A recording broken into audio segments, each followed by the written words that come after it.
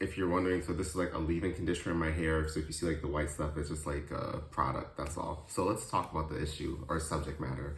Getting married too young. I'm not gonna make a disclaimer this time because I don't think there's a need to, because again, most of it's like my personal experience or things that I've noticed or people that I've talked to. Again, it doesn't apply for everyone. So I guess that is a disclaimer. And I'm gonna be facing my head this way most of the time because I have like my notes and stuff here that the topics I wanna touch on. It's like from my experience, I noticed a lot of people got married like around, some even as young as 18, but like a lot of them 19 to 23. A lot of people that I know in the US or the Netherlands, like just getting married young is like a thing. Similar to the way I guess like, Amish people do, I guess. And the reason that they say a lot is like they say it's better to marry than to actually sin. But at the same time, they also don't really believe in getting divorces. So what happens is you end up getting stuck in a marriage sometimes. Because I think that what happens is that a lot of people, they don't have a lot of dating experience in terms of showing romantic interest in a person or like learning people's different communication styles. And at the same time, you're also very young and you don't know yourself. And if you couple this with like the pressure to actually get married, because I think once you're dating in the witness organization, most people typically tend to know who you're dating because like sometimes even people you don't know will know you're dating. Because like I knew of other people who were dating each other who I've never even spoken to before, knew their name like at these large conventions with thousands of people. It's just a small circle. So like the degrees of separation are probably like 1 to 2 people per witness. I just made that up, but it's believable. So here on the flip side, on the other end of like, the JW spectrum, I think like when you leave the Jehovah's Witnesses and you're older and you're dating in the world, like dating in the world, I think it can be very hard because everyone else was allowed to grow and date like in high school and have these experiences. And so at the same time, they're more experienced, but at the same time, if gone unchecked, they probably have a lot of baggage that they're going to carry into the relationship with you. You yourself, you have a lot of baggage as a witness, but like as you're older, it's like the baggage just increases. I don't know, it just becomes really, really difficult. I feel like the older you try to date. So, so shout out to all those who are like older and still trying to date because you guys are like not giving up. That's nice. The other thing I want to touch on is like, I feel like witnesses do not date long enough and they don't believe in playing with people's emotions. Like if a guy's been dating a girl for like 2 years and he hasn't proposed, she can kind of like snitch and say he led me on, this type of attitude.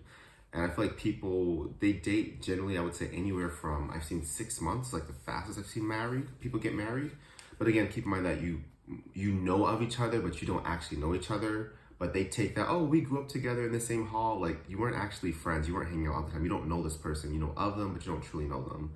Anyway, so they get married within like 6 months, or I feel like a year and a half, 2 years at the most. Anything longer than 2 years I don't think I've really seen that much dating happen like this. And I think for a lot of former members is that they don't necessarily know how to date. If I look at myself personally, I realized that I was the type of person to move in very quickly, which isn't a good thing in my opinion, because once you move in, you're kind of solidifying a relationship that's still growing. It's like, I want to say, not that it's worse than getting married, but like, you know what I mean. The other thing that I want to touch on is like the things about the Jehovah's Witnesses, that they are very serious when taking relationships and they also believe in monogamy. And personally, I like this part, like being monogamous, because I know I myself am way too jealous just to allow my partner to, sleep with other people. But I know that it works for other people who are not jealous or who do not feel the need to have somebody else dependent upon them all the time. But I think when you're a witness, dating becomes very black and white because you date with the intent to get married. And like you meet the person and then you start dating. And as soon as you start dating, you have like this end goal in your mind, like, okay, we're going to get married at some point. But on the other side, I can appreciate how former members are not as judgmental when it comes to dating, because that's what I noticed, they're a lot more open-minded. So like you have witnesses who I think are a little bit more closed-minded when it comes to dating, and on the other end of the cultural spectrum, we have, the former members who are a bit more open-minded because they realize that things are not black and white, especially with relationships. They cannot be black and white. The other aspect of witness dating, which is a little bit weird, is that they have a chaperone or a third person. And not like a chaperone for teenagers like 21, 22 years old. I mean, like even if you're 35 and you're dating and you're not married, you have a chaperone typically with you on most days, most occasions. It doesn't matter the age. And this is just to make sure you don't have sex and sin. But I think it's also very, not counterproductive, but like it's a bit hard to get to know another person to get to know the person you're dating when you always have a third party around, because that third party is always going to change the dynamic, and it's always going to change how vulnerable like you allow yourself to be, but also the other person, like I feel like it's just it adds a layer. I don't know, it's weird for me. I don't personally like it. And I can say it's probably the strictness of the chaperone, I think, probably varies from congregation to congregation and from country to country based on my experience, because from what I've seen, it's not always, the chaperone issue is not as black and white, but I can say in New York State, it's, of course, obviously, you know, like the hub, it's a lot stricter in New York State than it is in other places. I think the other aspect I want to touch on DW dating is like the concept of getting to know a person, because I feel like they don't really get to know each other. And I remember my sister was dating this guy, and I told her, I said, if your boyfriend like stopped serving Jehovah, what would he do? How would he behave? Because this is the actual real person that he is. Because most people try to, like in the organization, they try to keep a good image all the time, because you have this concept of, I need to date someone who is spiritually strong, which is only measurable either by actions or time spent. Like, it's not really an internal thing, because even though spirituality should be in here in your relationship with God, for them it's very superficial, and it's based on the things that are visible. So again, because like you don't know how that person loves, you don't know how they live, how clean they are, you don't know their fighting style. And I think, now when I say fighting style, let me also explain, is that like an argumentative style, I guess, in a sense of like when a person is approached and you tell them that they've done something wrong, are they quick to apologize? Do they become defensive? Do they deflect? Do they kind of like disassociate, like they're not there? Do they, you know, get violent? Like when a person is in this type of, you know, pressure cooker, how do they respond to pressure? And I think you don't really get to see this until you live with a person, or until you've had like a lot of conflicts or stuff like this, which is only natural. But I think as a witness, you kind of shy away from any of these. You think any type of argument or dispute is just like bad. But in reality, it's also, we oppress or suppress ourselves a lot, I would say, emotionally as witnesses, so we don't become very expressive. But it's not a bad thing for someone to express themselves. You know, maybe they accidentally curse, but maybe they just needed to get that out. But I think sometimes we take it so personally that we can't see beyond ourselves and realize, okay, this is how this person's expressing themselves. Let me get to the root of the issue rather than taking it as an attack. And this happens. Also, it happens everywhere, not just with witnesses. I have to say that. For myself, I want to say that, yeah, I can't speak on others, but I can say for myself, the person who I was 3 years ago feels very foreign to the person who I am right now. Even the person who I was, let's say, 6 months ago, not equally different, but also very different in terms of how I'm like perceiving what's happening to me, how I'm like reasoning with myself and whatnot. The other thing, this is interdating. I don't know if this is a word or not, but like I kind of talked about this earlier, how everyone knows each other and everyone knows everyone's dating history, and this is really culty, because I shouldn't walk into like a big convention and see your first husband and see your current husband and know them both, and we all know them both, and we all know your story and what happened. Because like I feel like everyone else knows who you've dated, and it just gives me really strange high school vibes, or like, I don't know, it's just weird for me. The other thing that's really interesting for me is the ratio for men to women. I don't know what the numbers are exactly, but I've heard people say it's like, oh, for every one man, there's like 2 to 4 women or something like this. And yeah, but essentially men get their pick. That's really how it is in the dating world. So you can see the mindset of let's say a woman trying to date. It's a lot harder, because not only do you have to factor in age if you want to have children. Some people give it up and say, I'm not going to have kids, I'll wait till paradise to have it, which is completely understandable, especially if they can't find a man. But as a man, it's like you have, especially if you're a spiritually strong man, you're decent looking, you have like the pick of the flock. Like people will just throw themselves at you, especially if you have like a title like ministerial servant, pioneer, Bethelite, like people throwing their panties on stage, basically just coming at you. That's like the interaction. So you can imagine that if that is you, and now you're no longer a witness, you're dating, you kind of have to, you know, humble yourself a little bit or balance yourself and realize, oh, I'm not the cream of the crop right now. I'm just like with everyone else. But when you're like a man in the organization, you're doing well, you're kind of set, like in terms of getting into a relationship. What else did I want to say? Yeah, I also want to point, like, if you're like a girl and you're also overweight, it makes it so much harder. Or if you're, I don't know, older, you want to get married, I don't know. It's just really really hard for I think women to date in the organization, especially for like men in general are pretty shitty, but like most men I would say.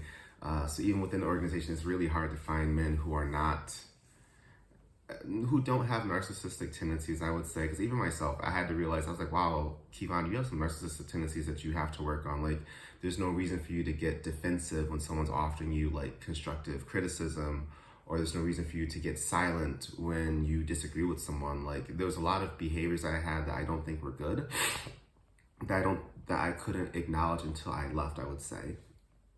And also one more thing is that there's a lot of women who are older who probably could have had the opportunity to get married, but because like a lot of worldly guys have wanted to marry them, but they've turned it down just because they're waiting to find the right guy who's serving Jehovah. And for me, that's like one of the saddest things. I have like a friend you can tell she really wants to get married, but she's telling herself that she's waiting for Jehovah, and she's telling herself that she's happy, but I know her very well. I know she's wanted to get married since like, 15, 16. So you can see there's a lot of women are just struggling with it, waiting till they're like 40 to marry or whatever. And there's nothing wrong with that, but it's like when it goes against what you naturally want, then it creates like this internal conflict. Anyway, next part is I want to talk about sex before marriage. Obviously, this is not allowed, but I know as a witness, you don't really have full conversations about sex and sexual compatibility nonetheless. Because I feel like a person can be great, but like when it's time to get in bed, you might find yourself sexually frustrated with this person after marriage, and by then it's too late, because it's like buying a car without test driving it first, in my opinion. And I think it's definitely okay to wait a while before having sex, but like I don't think you should risk losing your social circle if you've been dating for a year or two and you want to test the car like once or twice before you sign this permanent contract at the age of 20, because like those are like the years when you're probably the most sexually active or hyper. I don't know. I can't think of the right word right now. The other thing is gender roles in the dating aspect is that typically women listen to men, and a man should be mature enough to respect his wife and always listen to her as well. And in theory, I think that this could be a very nice dynamic if it works for you, first of all. But still, it's very misogynistic just to say that the man has the final say just because he's a man, when we all know that typically women are smarter, more observant than men. And I don't think there's a practical reason to give the responsibility to a man. So they just say, oh, this is what God says. Oh, this is Jehovah's arrangement. But they cannot use a real supporting argument to say these are the reasons why a man should decide over a woman, because they don't have any. The next thing, and if they do have a reason, it's a misogynistic reason. Anyway, the next thing is LGBT people. I want to touch on this as well, because I feel like a lot of LGBT people, depending on where they are in their own journey as well, sometimes they don't even realize they're LGBT. Sometimes they realize it, but like they keep it in the back of their head and don't really acknowledge it. Sometimes they know and they're just like frustrated the whole time. So it's really different levels of awareness of terms of your own attraction. But I've seen it like clearly some of them have felt like they've been forced to get married. And you see like there's some women with some clearly gay husbands, like it's clear as day, or even vice versa. Like some dudes are married to these girls. I'm like, bro, your chick she likes girls, and they're not fooling anybody. But it's just really sad for me that they have to follow this course of like forcing themselves to get married or like staying single forever. It's not really, there are not really too many options for them. So all of this, I think, can be carried over when you leave the religion. I think the first thing is that the moment a person leaves, I personally don't think that they should date seriously or take dating too serious, because when you leave, like, you're still developing, your identity's growing, you're learning, unless you're not. But if you're like the person, but if you're the person you are, I think when you leave 5 years from now, I think you're going to be a completely different person. This is just my guess. But like the person you are at the moment you leave versus 5 years beyond that point, I think you're completely different. Because there's a lot of stuff to be worked out in your mind. You have to get to know yourself better. You have to, I don't know, just know yourself better and not always date with the intention of getting married. That's what I would say. I think you can allow yourself just to date just to get to know yourself first, I think is very important because, you know, with every interaction, all the new people you meet, just even as friendships, like you learn more about yourself through each interaction, I feel like. And I think that there's like this mix of like freedom, but also new logic, but also old habits can transfer when you're dating. And sometimes the freedom can cause you to like hop into a relationship too fast, especially when you're being shunned and you're losing all your friends. It's really easy to find comfort in a relationship because you're vulnerable. And I think that's a really hard thing to admit is that the moment you leave the witnesses, you feel free, you feel open, but it's probably like your most vulnerable state in life. Like you're so vulnerable at that moment, and I don't think you realize it because you just have like all this freedom. And I heard this from a friend. I don't know how true this is, but I heard that people who leave cults like within the first 2 years, they're very like, why is someone calling me right now? Very susceptible to joining a new call. I'm gonna call them back later. Because this is already like 16 minutes deep, so we're gonna keep this going. What was I saying? Like hopping into relationships where you're vulnerable, I think leads to like really making bad decisions because the person you're dating, they're not getting to know the best version of you because you haven't healed yet.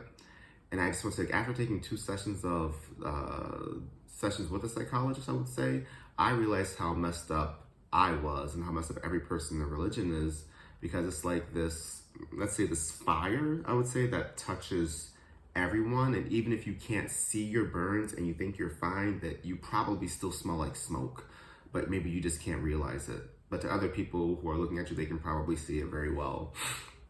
One interesting thing or new idea was dating for fun as like a former witness. Like this was completely new to me.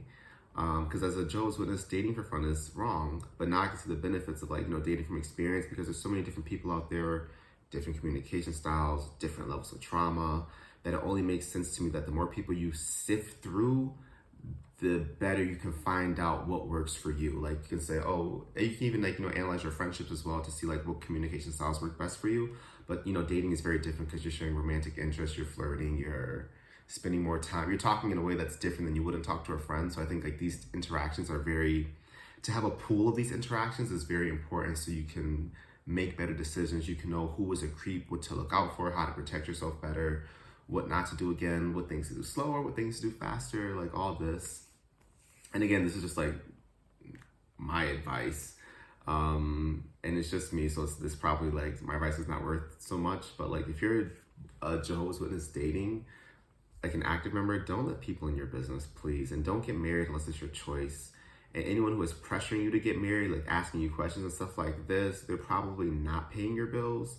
So they shouldn't be saying anything unless they're offering solicited advice. And I think if you're becoming an active or a former member and you're like excited to date and whatnot, I would recommend at least like the first year, take some therapy if you can afford it. And if you can't take therapy, just journal every day, write down your thoughts, try to reflect as much as possible, and like ask yourself those really hard questions. But just don't take like the idea of getting married with you immediately, because it's likely that the person you attract is not the one, because again, you're in a very vulnerable state.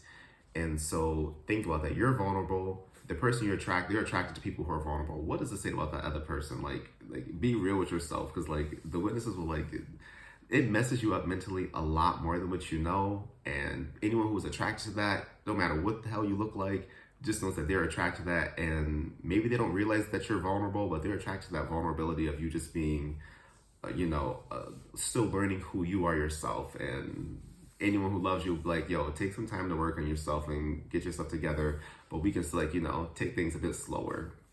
Also, I think in general, just taking things slow helps, because as a witness, you move very, very fast.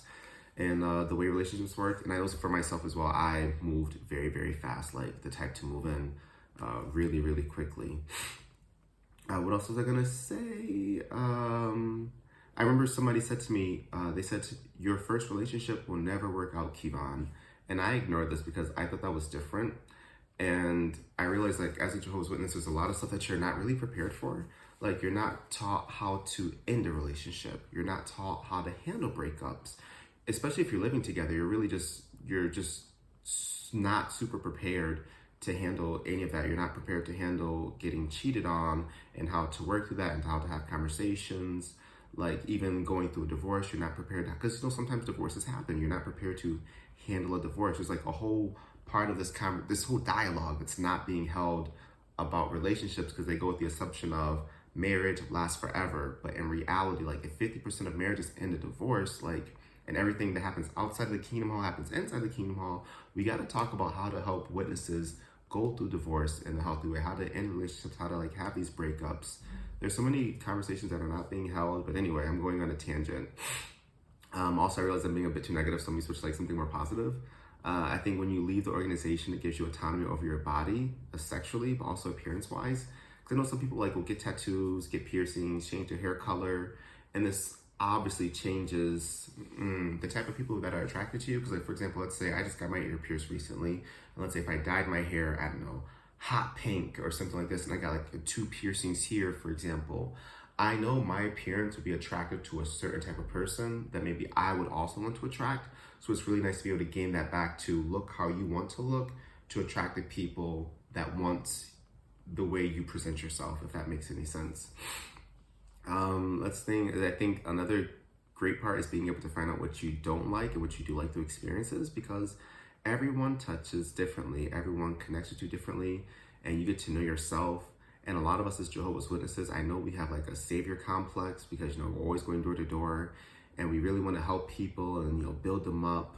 But like, it's nice when you can kind of build up a dating history and you can go back through your portfolio, let's say, even like dating, like going on 2 dates with a person, whatever it is, and you can kind of see what kind of people you attract and how they behave and how they treat you. It's really nice to have that, that history to look through, or that database, or that pool. Also, by the way, I'm not a dating guru like at all, like at all. I'm the last person.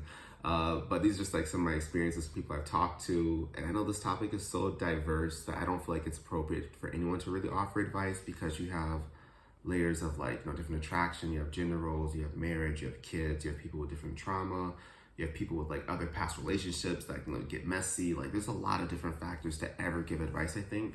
But the one thing I'm pretty sure is like, across the whole spectrum, dating it's taken seriously, but not always done in a healthy way that's in the best interest of like the people involved.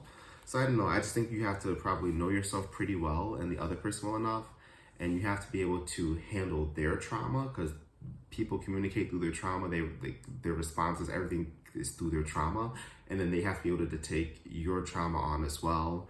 And I think both of you need to be very self-aware, deconstruct your behaviors and your thinking patterns, and that it is a lot of work. So it should feel like a lot of work as well. Lord knows. All right, that's all. Peace.